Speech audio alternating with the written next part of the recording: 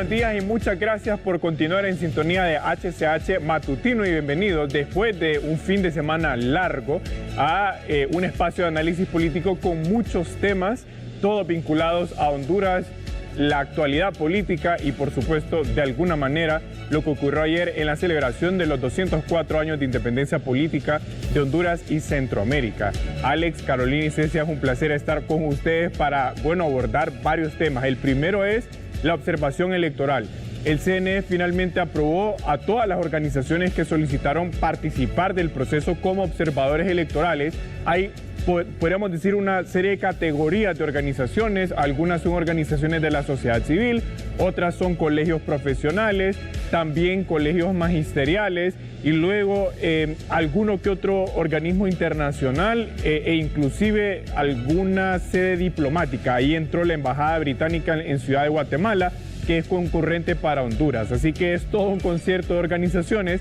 Creo que este es un paso positivo que finalmente dio el CNE, más allá de las posturas de cada consejero, que al final así funciona un órgano colegiado, pero que se abra la participación ciudadana. Ahora, ¿qué viene para estos observadores? ¿Cuál es el siguiente paso que tienen que tomar?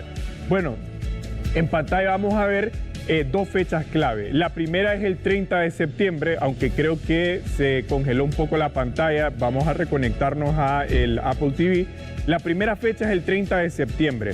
El 30 de septiembre es la fecha máxima para que el CNE pueda autorizar a las organizaciones que quieran participar. Si bien ya aprobó algunas de estas organizaciones como las que vimos en pantalla, pero para el 30 de septiembre tienen que darse la presentación de todos los documentos. Es decir, algunos solicitaron formar parte, pero aún los que ya fueron aprobados tienen que presentar los documentos que usted ve en pantalla. Luego, el 20 de octubre, una vez que las organizaciones fueron aprobadas como observadores electorales, tienen que acreditar a los observadores que cada organización quiera acreditar. Es decir, puede ser que alguna quiera 100 observadores, otra 1000, otra 10,000, como sea. Tienen que acreditarse a más tardar el 20 de octubre. Y aquí voy a mencionar algo importante. En las elecciones primarias hubo un sabotaje interno, a lo interno, valga la redundancia, del CNE, donde las credenciales de algunos observadores fueron objeto de sabotaje, con lo cual, pues qué bueno que se avanzó con la aprobación, pero ojalá que se pueda culminar con la entrega de las credenciales en tiempo y forma. Ahora, ayer también el gobierno de Estados Unidos sacó la lista de países productores y donde el tránsito de drogas es facilitado, digamos.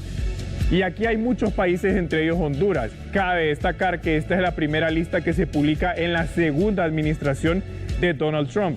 Cada 15 de septiembre de los distintos años, el gobierno de Estados Unidos publica esta lista. Y así como usted ve los países que están en pantalla, para el primer año de la administración de Donald Trump, también fue la misma lista para la administración de Joe Biden. Es decir, los mismos países figuraron en la lista de 2024 y 2025. Creo que hay algunos errores con la conexión en el Apple TV.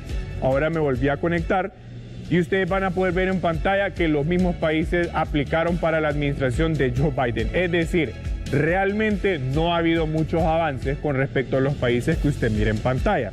Ahora, hay un punto importante, compañeros, y es que el gobierno de Estados Unidos, en el reconocimiento de cuáles son los países donde más fácil se produce y transita la droga, dijo que de todos estos, el que más incumplimiento había tenido y que ha sido un gran aliado del gobierno de Estados Unidos es el gobierno de Colombia.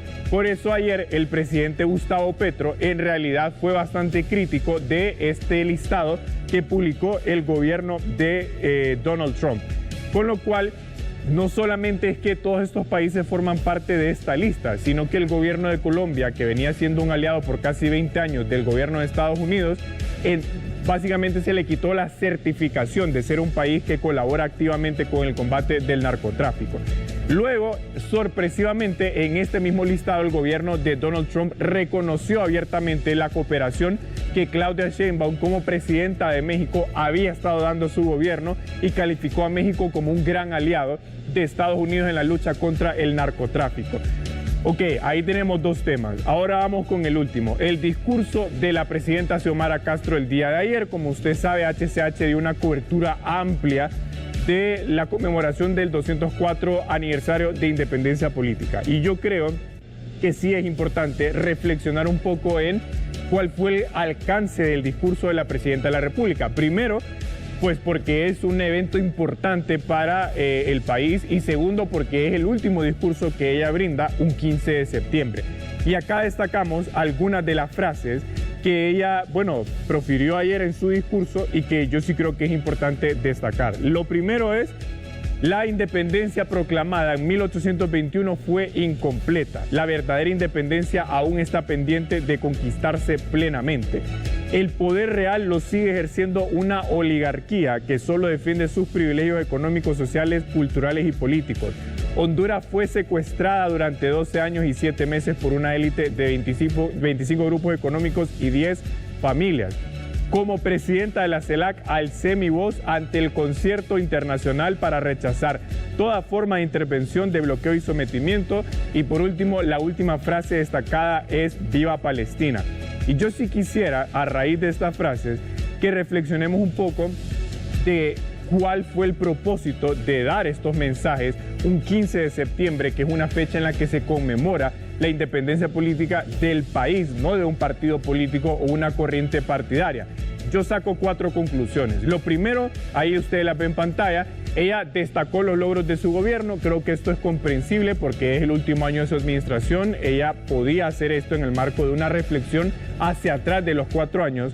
Pero luego, para mí, fue un discurso dirigido a sus militantes, a su partido político. De hecho, la convocatoria que hizo Manuel Zelaya Rosales para acudir al Estadio Nacional fue dirigida al Partido Libre, en consonancia con el tono del discurso de la presidenta. 3, no hubo un mensaje de unidad nacional, que me parece en una época de alta conflictividad política, no solo en Honduras, en Estados Unidos, en Colombia, en México, en la región, requiere de un mensaje de equilibrio y ecuanimidad. Y 4, aun cuando se refirió a la política exterior, el mensaje se dirigió a sus aliados políticos. Cuando ella menciona que alzó la voz en la CELAC en defensa de la soberanía y la autodeterminación, pues evidentemente lo hacía en defensa de sus aliados, precisamente en Nicaragua y en Venezuela, que fueron por los quien ellos alzó la voz, o ella alzó la voz cuando fue presidenta de la CELAC. Con el tema de Palestina, y con esto cerramos, es un conflicto muy complejo de explicar, muy delicado en el mundo. Entendería que ella se pronunció en favor de Palestina a raíz de los cuestionamientos que recibió el gobierno de Honduras por no haberse hecho presente en la Asamblea de la ONU de hace algunos días, donde se emitió una resolución para buscar un alto al conflicto y la coexistencia de Israel y Palestina. Lo cierto es que el discurso dejó mucho que desear, porque usted, presidenta Xiomara Castro, es la presidenta de los hondureños, no de su partido. Pero esperemos. En TikTok justo nos preguntaban eso los seguidores, y qué nos había parecido el discurso. Yo les mencionaba a ellos que me pareció que mencionó temas que no correspondían a la fecha en lo absoluto, pero que también por otro lado eran comprensibles porque es su último discurso como mandataria en esta fecha. Pero sí he escuchado muchas opiniones que están en desacuerdo. Se siguieron concentrando solo en Libre, como que todo Honduras es solo de Libre. A estas alturas. Yo destaco, Cecia, el primer punto que usted menciona cuando ella habla de los logros de su gobierno, creo que ahí es donde es comprensible, ¿no? Lo que usted dice. Claro, porque al final, es un gobierno de Libre. Correcto. No, y está cerrando su administración. Sí. Es lo que hacen todos los presidentes, destacar los avances que tuvieron. Ahí, pues yo creo que es... o al menos de su administración, porque podría quedar libre con Rixi Moncada, pero como sí, en la administración de Xiomara Castro. Su administración. Ahora, ya cuando giró el tono muy centrado en su militancia política, no es nuevo tampoco. Creo que el Partido Libre, siendo el partido oficialista, ha centrado buena parte de su comunicación política a su militancia, pero al final es una fecha importante. Y le voy a dar un ejemplo. Sheinbaum en México, que también es de una tendencia ideológica progresista, ella fue la primera mujer en la historia de México en proclamar el grito de independencia, que es una tradición un 15 de septiembre. Estuvo precioso. Pero ella destacó a su país, es decir, a los Estados Unidos mexicanos. Y yo creo que esa es una reflexión que todos los gobernantes tienen que tener en Honduras, porque lo mismo ocurrió en su momento en alguna medida con el Partido Nacional, pero tenemos que superar esa visión centrada solo en sus militantes, porque el país no es un partido político. Pero Como ustedes ven, ha sido una agenda cargada en términos políticos, todo muy relevante para el país y la región, y vamos a seguir dando seguimiento de ello en HCH. Así que usted continúe en sintonía de HCH Matutino. Buenos días.